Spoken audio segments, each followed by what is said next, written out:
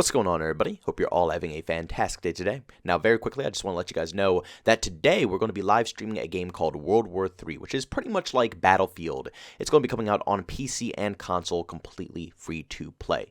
Now, I went ahead and I purchased this game about, I think, 2 to 3 years ago when it first initially got launched in super early access. So the reason that I'm able to finally play it right now and it's not out for everybody else is because of that exact reason. Everybody who purchased it or gave them the money during the first phase of the game gets, I guess, special privilege right now until the game is officially released. And then, like I said, when this game finally does come out for everybody, it's going to be completely free to play for you all. But if you guys want to see what this game looks like, if you want to see if it is good enough for you guys, by all means, stop into my live stream today. The link to that stuff is down in the description. I do it on Twitch, and I also live stream every single day as well. I'm going to go ahead and sink some time into this game. Like I said, the first time around, I didn't really care for it. I didn't like what they did with the overhaul, but I'm going to give it a second chance. You never know. Sometimes it takes another impression to actually enjoy something. So we're going to do it again. If you guys want to be a part of this journey, by all means, stop into the live stream. Now, ladies and gentlemen, the reason we're watching Halo gameplay instead of watching Battlefield for a commentary such as this is because the idea behind this video here came from playing this game. I gotta say, I absolutely love Halo Infinite. Out of all 3 games that I've released between Vanguard, Halo Infinite, and Battlefield 2042,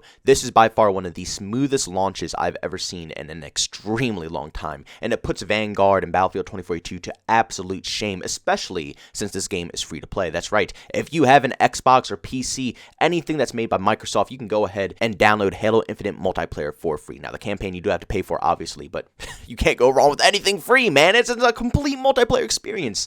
It's really cool.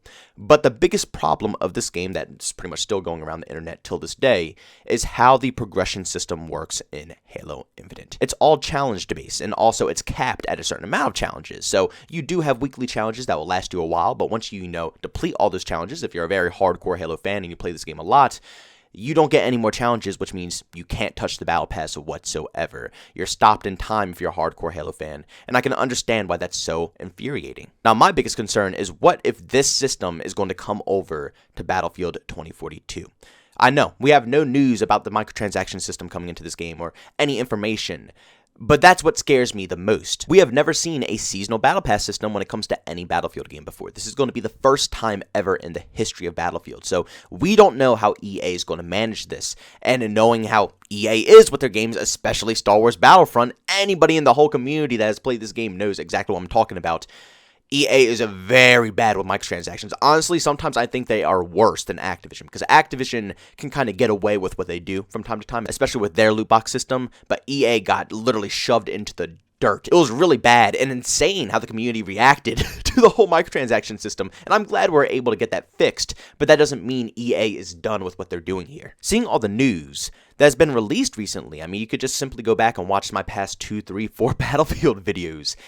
EA, it just seems like they're purposely pushing this game out for the sake of making money. The devs didn't have any time to put any passion into it. That's why we see a completely buggy, glitchy, unoptimized mess. I mean, I can't even run this game on a 3090 graphics card on a beefy rig that I bought specifically for streaming and recording content meant for this. I can barely get 40 to 50 frames on this thing. It runs horrible. It's one of the worst performing games I've ever touched, along with the input lag on the mouse. I mean, shoot, Halo is an Xbox console game. The PC never had this until the Master Chief Collection, which is, I believe, when they finally brought it over, but it's always been an Xbox game, and even Halo Infinite on PC has better mouse input than Battlefield 2042, which Battlefield has always been a super hardcore PC fan base. It makes no logical sense. It has clearly been rushed out the door, and EA has proven to everybody that they only care about the money that this game is going to bring in. So that leads me to how the microtransactions are going to be. I have to admit, the camos, the skins, everything in Battlefield 2042 so far that you can grind for and unlock looks outstanding. But how is EA going to handle the rest of this stuff? If they bring in a challenge system, that's going to disrupt the whole game, and that's what's in Halo Infinite that you see here. And the majority of the community is complaining about this challenge system, not only because, like I said, when you run out of challenges, you can't grind for the battle pass anymore, you're frozen in time, but I don't think EA will do that since we are paying for this game. If they did that, that would be the ultimate scum, but that would be a ballsy move if they ever tried that. But what I think they might do is, like I said in Halo Infinite, a challenge system. Instead of going off of your base matches and how much time you put into the game, which is a lot of time, Battlefield isn't any short 5 to 10 minute matches. No, sometimes they go 30 plus minutes. So you're investing that much time into the game.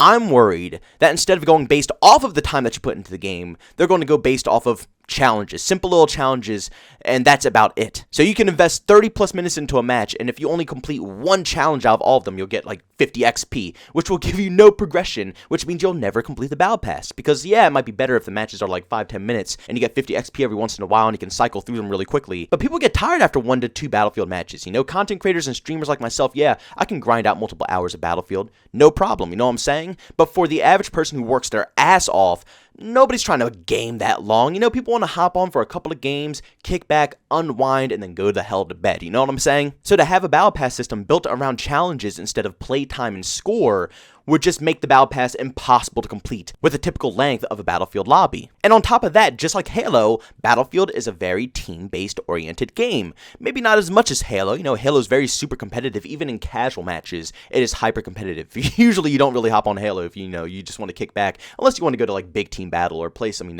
fun party game modes and stuff like that. But Halo is super competitive. I understand. Battlefield isn't as competitive as that, but it still revolves around team play. Coordinating with your squad and trying to figure out plans and strategies is very, very, very helpful when it comes to a Battlefield match. And if half of your squad mates are going on challenges, going on a 10 kill streak, or, having to do this many things with this specialist, yeah, people might be able to complete them, but you don't want to strip people away from what they love in a Battlefield game. People have their own specs. Some people like to main being a medic. Some people like to main being a support role. Some people like to main being a sniper. Nobody likes to bounce out of their little zones. Me personally, I like to branch out. I love all weapons. I love all specialists. I love all classes in past Battlefield games. I love every system you could possibly get in a Battlefield franchise. They're all phenomenal to play. But like I said, you can't force other individuals, casual players who just want to kick back and play a few matches, to leave their playstyle. If someone always plays medic and that's what they love to death in Battlefield, and they only have a time to play like a match or two, why are they going to waste that one full match playing as a support player when they could just enjoy the game being a medic? So not only are you going to pull people out of their roles and make them into, technically bad players because they never touch these other roles. So, what makes you think that a hardcore medic is going to be phenomenal as a support player if they never played it at all? Maybe if they do play it a little bit, they'll be good. But like I said, a lot of these players main these roles. So what makes you think that if you drag them out of that role, they're going to be any benefit to your team's overall success? And also having these side challenges to get kills with weapons that you absolutely despise and to use equipment that you just never used before that you hate with all of your heart. Yes, it's a good way to make people use variety in your game, but once again, it's going to take away from the team play of a Battlefield title. There's going to be no chemistry between your squad. Everybody's going to be grinding for the battle pass because that's where all the content is, so they're going to be doing these type of challenges instead of playing with your team.